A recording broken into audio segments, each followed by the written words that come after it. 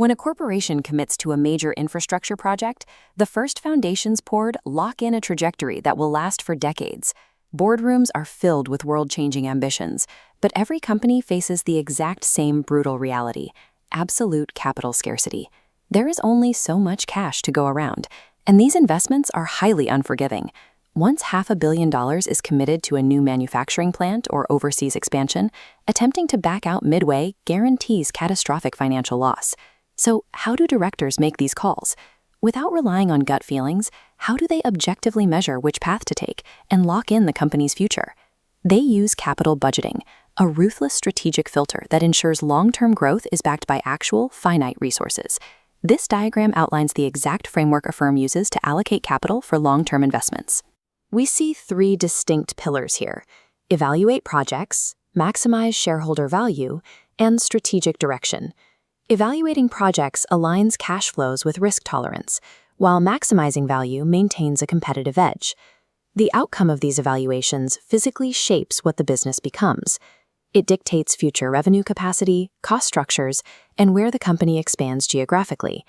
Every major corporate move, whether it's acquiring a competitor or launching an entirely new product line, begins as a capital budgeting decision in disguise.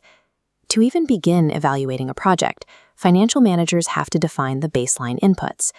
That means calculating the exact initial investment outlay, including shipping, installation, and working capital, and forecasting the future cash flows the project will generate. Revenue doesn't go into a single bucket. Theoretical accounting profits look great on paper, but a company survives on actual liquid cash. When projecting that cash flow across a multi-year timeline, data gets uncertain. Predicting inflows decades down the line introduces massive variables.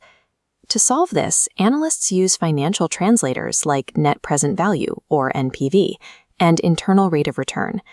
These techniques compress years of uncertain projections, risks, and discount rates into a single actionable metric.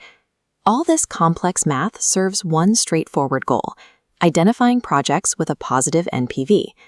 If the financial returns exceed the cost of capital, the firm maximizes shareholder wealth. But the required inputs are rapidly changing. Massive industrial sectors are pouring capital into green infrastructure and sustainable technology. Traditional financial math struggles to measure these non-financial goals. Energy giants like Petronas now mandate that new investments align with their strict transition roadmap toward net zero emissions, literally forcing environmental obligations into the spreadsheets. To anticipate future regulations, companies use shadow carbon pricing. They artificially insert a projected carbon tax into their own NPV calculations, intentionally punishing their projections to see if the project can survive future scrutiny.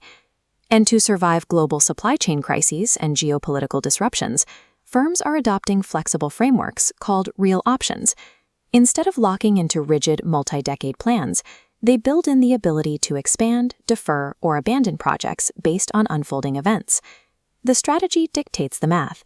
As environmental and global risks rise, the financial blueprint has to adapt to evaluate investments holistically. Once a capital budget is approved, the operational impacts hit immediately.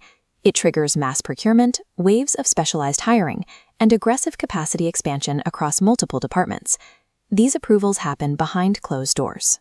They require intense due diligence, risk quantification, and a final sign-off from the board of directors. The moment they agree, the company's financial leverage permanently shifts, dictating strict risk management protocols and new credit ratings for years to come. These approved budgets represent actual resources being deployed. They are the literal, physical manifestation of corporate strategy taking shape in the real world. A company's trajectory is rarely decided by its marketing slogans, PR campaigns, or abstract mission statements. The capital budgeting process represents the point of no return. It's where abstract strategy is forced into a concrete commitment, and a company decides exactly where to stake its claim on the future.